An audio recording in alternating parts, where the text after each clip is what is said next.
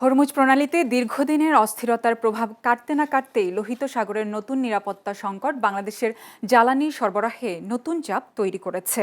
Iran সমর্থিত ইয়েমেনের হুতি বিদ্রোহীদের কারণে বাব আল মান্দাব প্রণালীতে নিরাপত্তা ঝুঁকি বেড়ে যাওয়ায় সৌদি আরবের পশ্চিম উপকূল থেকে বাংলাদেশের জন্য অপরিশোধিত জ্বালানি তেলবাহী জাহাজকে এখন স্বাভাবিক পথ এড়িয়ে আফ্রিকা প্রদক্ষিণ করে আসতে হচ্ছে।